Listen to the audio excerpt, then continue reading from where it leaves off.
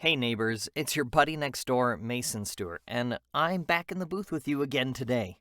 I love coming into the booth here and being able to, kind of journal out my thoughts about the week and how things have been going. It's been a interesting week, to say the least.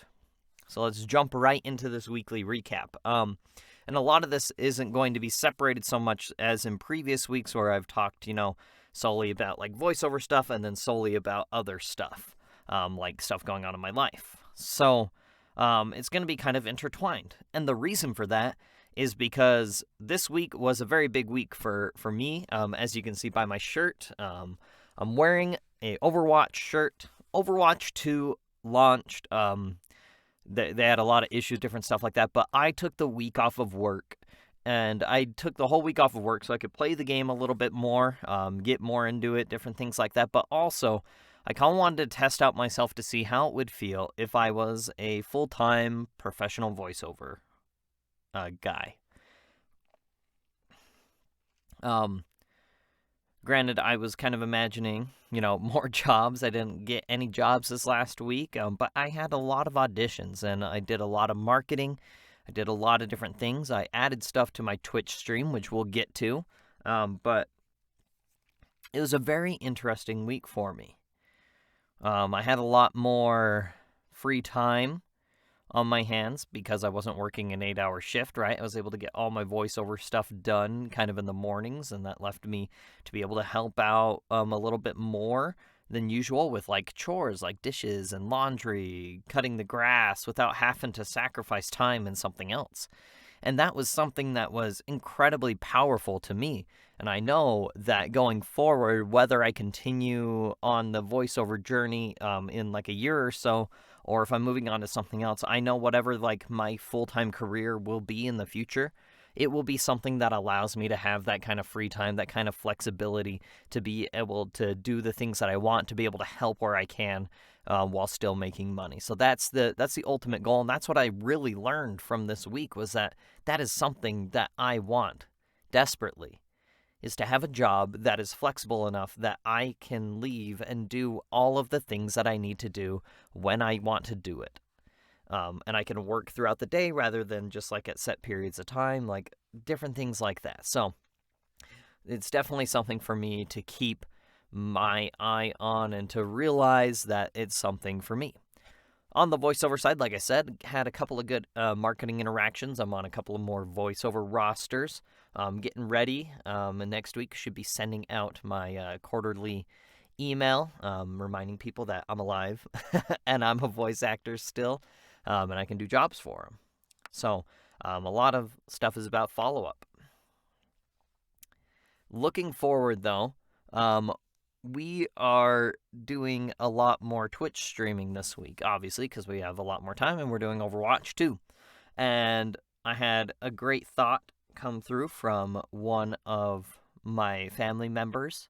They said, "Hey Mason, it would be a really good idea if you like read a book on stream, work on your enunciation, work on like audiobook performance, and you can kind of project it out into the world at the same time that you stream, kind of generate more of an audience." And I thought to myself, that is an amazing idea.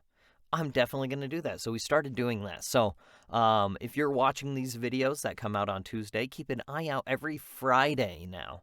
Every Friday there will be a new series called The Breakfast Nook. And The Breakfast Nook is all about just these reading sections at the beginning of my stream. So it gives you a little insight into my streams, how those work, as well as, just hearing me read. Use it as a bedtime story. Use it during a workout or like a morning routine where you have nothing going on. I mean, might as well, right? And as far as updates, that's about as far as my updates go. Nothing too exciting has been happening in my life. I'm really just, pushing along, chugging along, really trying to make voiceover work. And there was an interesting quote that I heard this week. Let me pull it up. I'm going to try to pull it up really quick so that I don't forget what it is exactly. Oh, I guess I need to turn on my keyboard.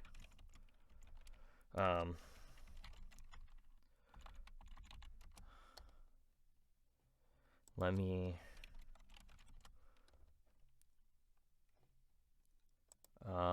let me find it. Sorry. I'm my brain, and like I said, I tried to do this for I try to do this very organically and very raw, so I don't ever write anything down.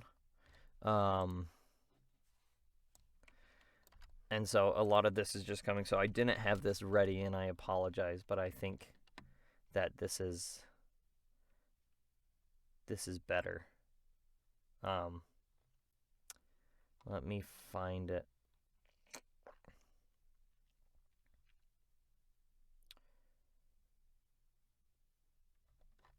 Here it is.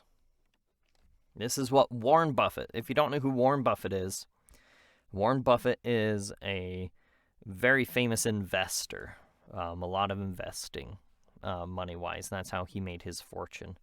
And this is a quote that I recently heard, and this is what he says. He says, "Should you find yourself in a chronically leaking boat, energy devoted to changing vessels is likely to be more productive than energy devoted to patching leaks." Now, in an investment term, the way you think about that, right, is if you're spending money trying to patch different things, get things working correctly, rather than just changing boats to something that would just work immediately, would probably be more productive. I've been thinking about this quote a lot lately because of my voiceover struggles. We've been over this like many different times. I've taken classes, I've done coaching, all these different things. And so really, this really hit me hard. And I've set a date for myself. I'm not going to publicly put that date out there, but I've set a date for myself. And if by that date I'm not starting to see any improvement in my boats, in this case, like in this analogy, in my boat's infrastructure,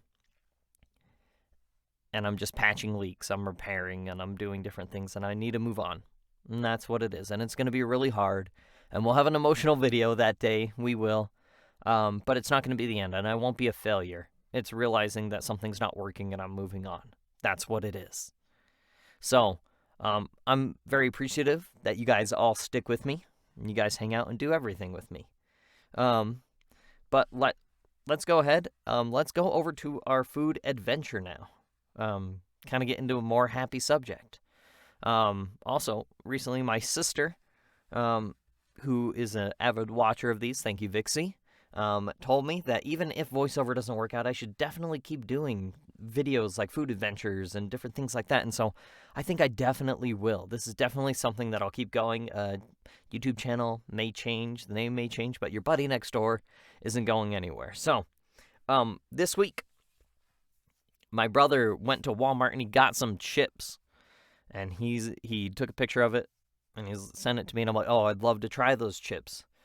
He tried them and he said that they were too spicy for him, and so he gave them to me.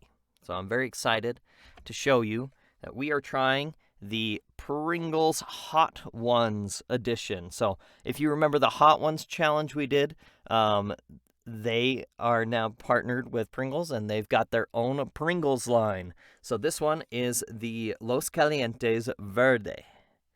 I didn't have the verde ones. I had a Los Calientes.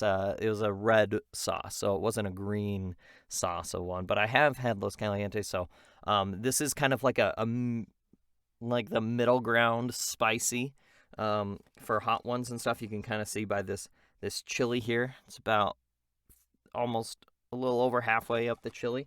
But let's give them a taste, shall we? Holy cow. Yo, I wish I could infuse smell, because these smell exactly like a hot sauce. Oh my gosh, my mouth is watering. They smell good. It smells like a good green salsa. If you've ever had like a green salsa, you get a nice whiff of it. You get like the cilantro and you get the aromatics coming out of that, like from the tomatillo and different stuff like that. That's exactly what this smells like. It smells so good. All right, I don't know if you guys can see. I don't know if the ring light's going to do it, but they are quite green. If you like, They've got like a greenish hue about them, so they definitely have quite a bit of the hot sauce on there. So let's go ahead. Let's jump into this. Let's try it out.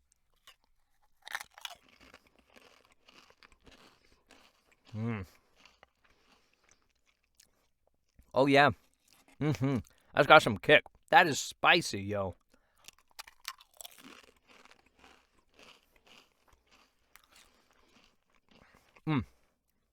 Oh, those are freaking delicious, but they're spicy. They're good, though.